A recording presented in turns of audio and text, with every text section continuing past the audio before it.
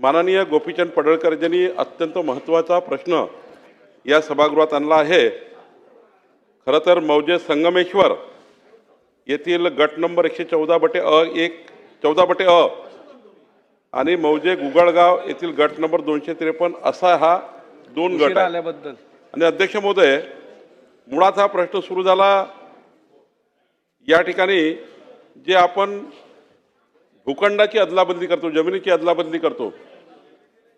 अध्यक्ष महोदय, 2002चं परिपत्रक असं आहे की भूखंडाची अदलाबदली करायची असेल किंवा शेतीची अदलाबदली करायची असेल, तुम्हाला माझी जमीन माझी तुम्हाला जमीन करायची असेल तर ती सलग असावी लागतं। पण आमचा हा महाशय जो आहे उदय किसवे एडीओ यांनी संगमेश्वरची जमीन गुगळगावला स्वॅप केली आणि गुगळगावची जमीन संगमेश्वरला स्वॅप केली, म्हणजे अदलाबदली केली। सलग असली पाहिजे ते परिपत्रक आहे, पण गावाच्या गावात बदलून टाकलं। आणि त्यामुळं उदय किसवे जो आमचे उपविभागीय अधिकारी आहे यांना आम्ही निलंबित करतो आहे आणि यांना निलंबित करून याची 1 महिन्याच्या विभागीय चौकशी करून पुढचे याची कडक शिक्षा याच्यावर आम्ही पुन्हा करणार आहोत। दुसरा अध्यक्ष महोदय, या ठिकाणी गोपीचंदजींनी सांगितलं जे सुरुवात इथं झाली आहे या जमिनीची, मग त्याचे 16 विभाग पडले, मग त्यावर जवळपास 272 त्या ठिकाणी तुकडे पडले।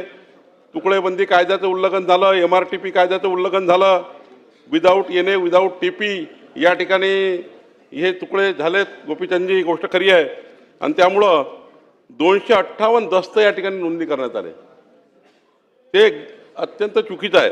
आणि त्यामुळं ह्या 2013 ते 19 या काळात 6 वर्ष काळामध्ये जे तिथले आपले मुद्रांकन अधिकारी होते, श्री भुरके आहेत, श्री गावित आहे, श्री कापडणे आहेत, श्री गुप्ते आहेत, श्री हिरे, श्री कळसकर, श्री मोतीराळे आणि वाणी या अधिकाऱ्यांनी त्या ठिकाणी मोठ्या प्रमाणावर अनधिकृत दस्त या ठिकाणी नोंदणी केली आहे।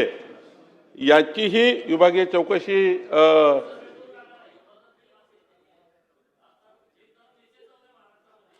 पद्धतीनं जे अधिकारी काम करतायत, तर हे सगळं आता स्पष्ट झालंय की यांनी चुकीच्या पद्धतीनं त्यांच्या अधिकाराचा गैरवापर केलेला आहे। तर यांच्यावर पण निलंबनाची चौकशी करा, निलंबनाची कारवाई करा आणि त्यांची चौकशी लावा, ही माझी मागणी आहे आपल्याकडं।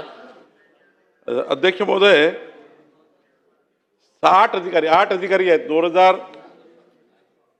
2013 ते 19 या काळातल्या 8 या ठिकाणी मुद्रांक अधिकाऱ्यांनी या चुका केल्या आहेत। मी उपविभागीय अधिकारी एडीओला निलंबित केला आहे, पण मला माननीय गोपीचंदजीला विनंती करायची आहे की